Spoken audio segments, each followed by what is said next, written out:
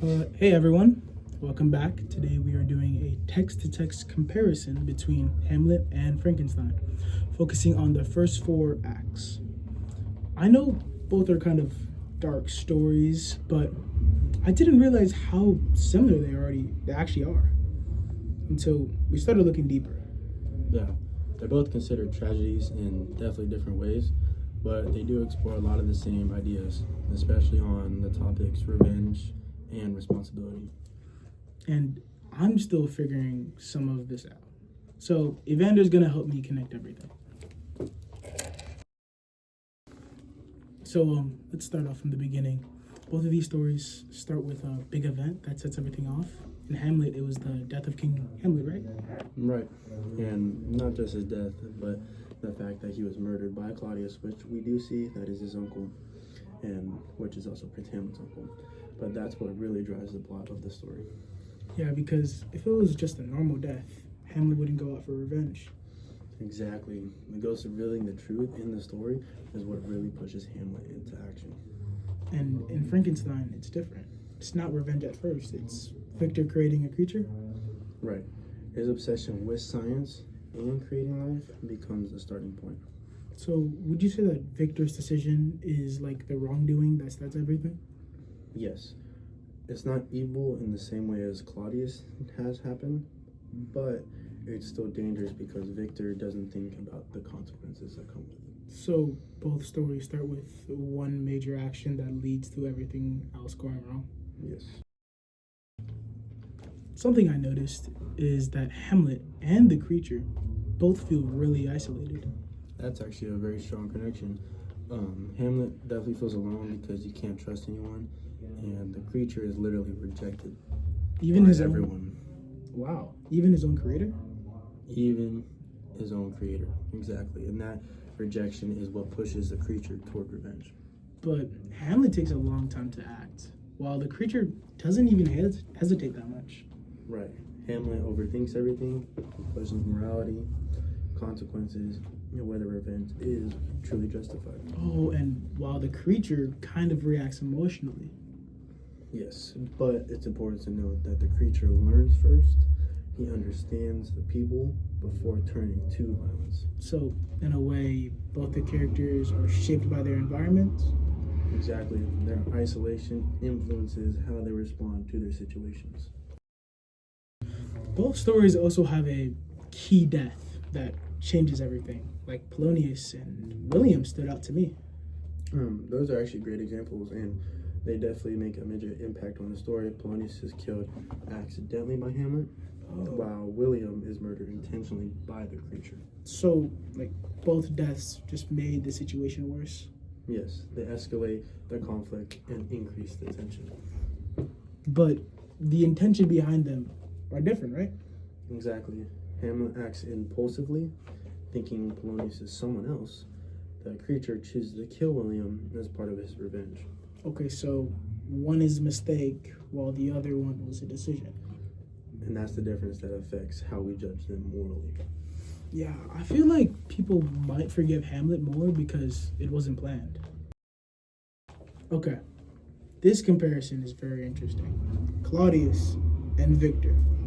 At first, I didn't think they were similar at all. That's fair because their actions are very different on the surface. Yeah, Claudius straight up murders his brother. Right, his wrongdoing is intentional and very clear.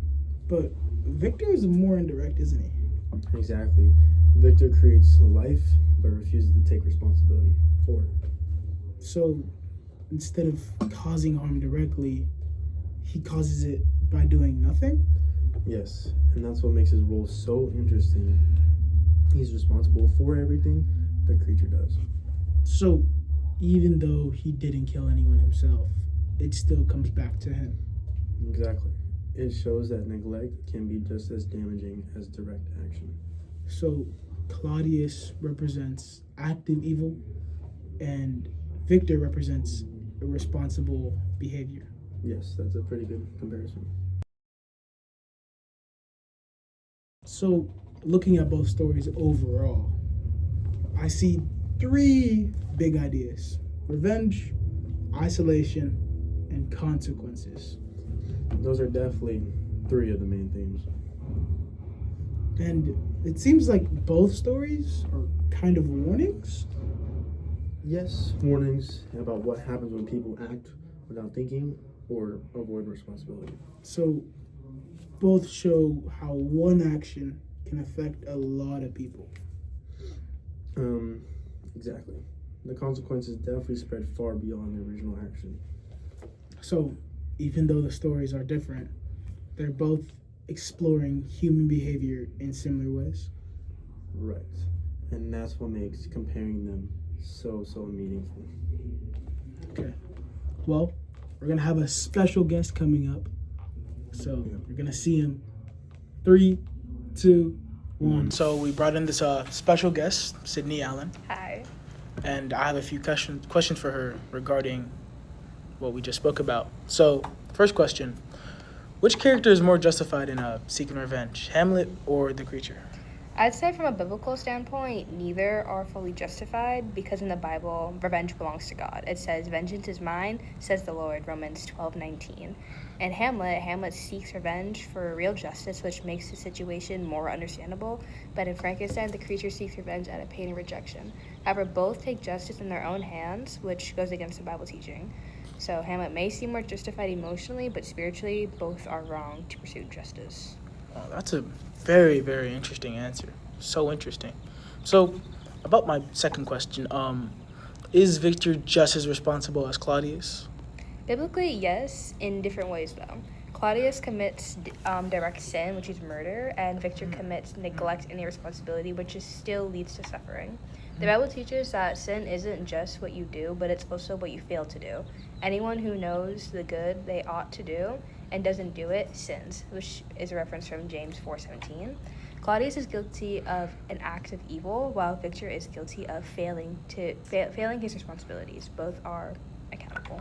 That's amazing. I'm gonna let my partner here, Evander, ask you some questions.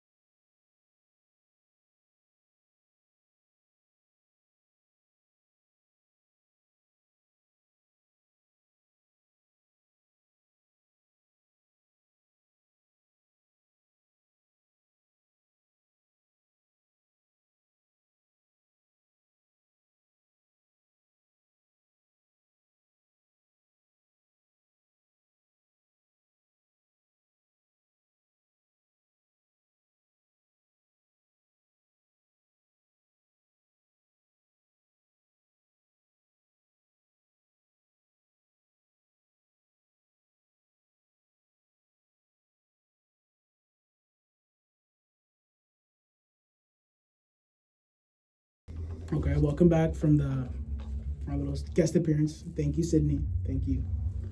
Well, back on track. I feel like I understand both of these texts way better now. Same here. There's a lot more overlap than people expect. Thank you for listening. We'll catch you next time. And if you haven't done it already, hit that follow button, hit that subscribe button, and let's go. Hit all the buttons. Shake your dreads. Ah.